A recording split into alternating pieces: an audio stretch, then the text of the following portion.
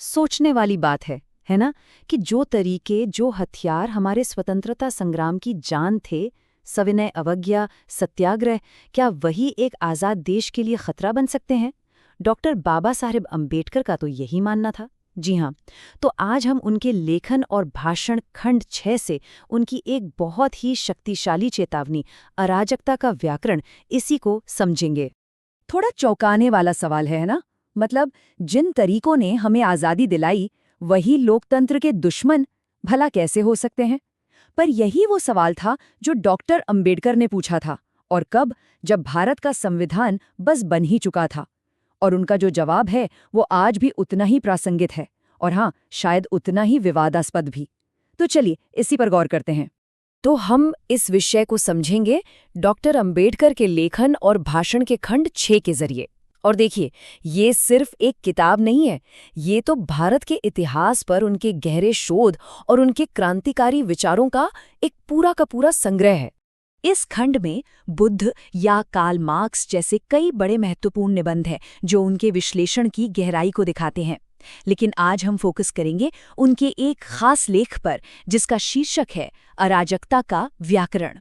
देखिए, ये समझना बहुत जरूरी है कि अंबेडकर के विचार सिर्फ आलोचना नहीं थे। नहीं, वो तो आधार थे एक पूरे विजन के, जो कि ठोस शोध पर टिका था, भारत के पुनर्निर्माण का एक विजन।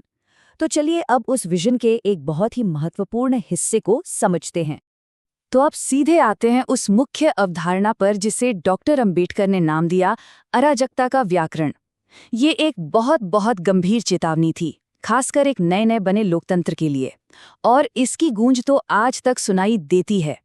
इस चेतावनी का संदर्भ, इसका समय समझना बेहद जरूरी है।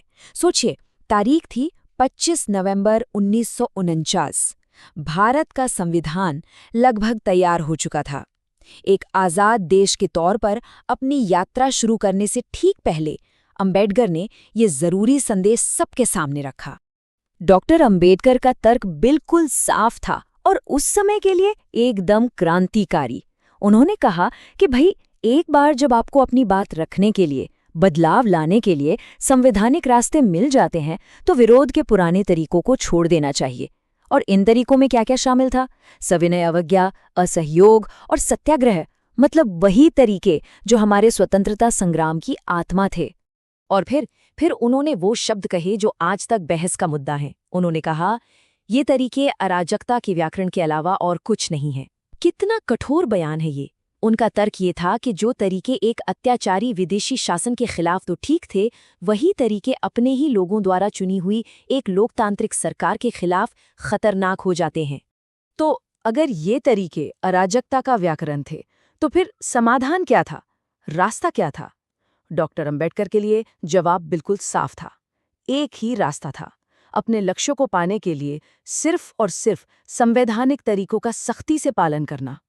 उनका तर्क ये था कि देखिए, असंवैधानिक तरीके इस्तेमाल करना तब शायद ठीक हो सकता है जब इंसाफ पाने के सारे कानूनी रास्ते बंद हो चुके हों। लेकिन जब संविधान आपको हक दे रहा है अपनी बात कहने का, बदलाव लाने का, तब इन तरीकों का कोई औचित्य नहीं बचता। यही तो बुनियादी फर्क है अराजकता में और कानून के शासन में।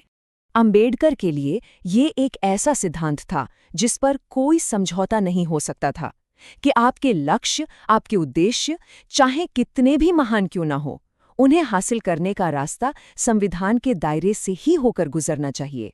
चलिए अब उनके तर्क के एक और गहरे हिस्से में चलते हैं। डॉक्टर अंबेडकर के लिए राजनीतिक लोकतंत्र अपने आप में अधूरा था। सोच के देखिए, ये एक बड़ी सी इमारत का सिर्फ ऊपरी ढांचा था, जिसकी नींव, जिसकी फाउंडेशन कहीं और थी। और वो नींव क्या थी? वो थी सामाजिक लोकतंत्र।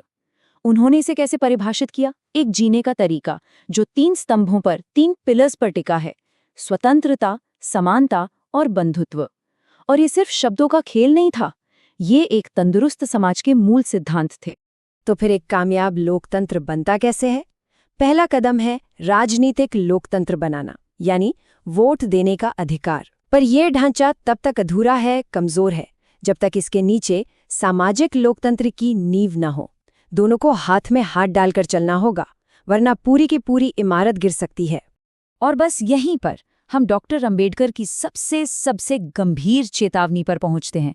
एक ऐसा विरोधाभास, एक ऐसी विडंबना जिसे अगर नजरअंदाज किया गया तो वो पूरे लोकतंत्र को ही खतरे में डाल सकती थी।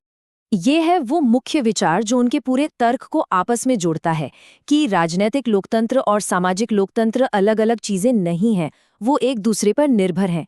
एक के बिना दूसरा ज्यादा दिन जिंदा नहीं रह सकता। लेकिन ऐसा क्यों?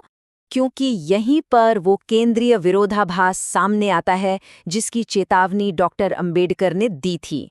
सोचिए, एक तरफ हमारा संविधान हमें राजनीतिक समानता देता है, एक व्यक्ति एक वोट, एक मूल्य के सिद्धांत के साथ।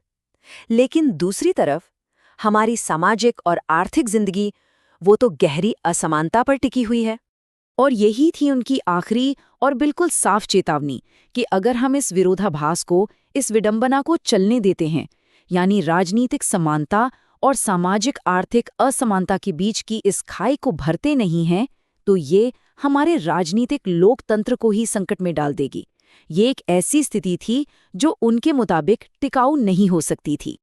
और ये बात हम सबको आज के शायद सबसे बड़े सवाल पर लाकर खड़ा कर देती है। साल 1949 में डॉक्टर अंबेडकर ने राजनैतिक समानता और सामाजिक असमानता के बीच जिस गहरी खाई की चेतावनी दी थी, क्या वो आज भी हमारे लोकतंत्र के लिए सबसे बड़ा खतरा है? इस पर सोचना, इस पर विचार करना हम सबके लिए बहुत जरूरी है।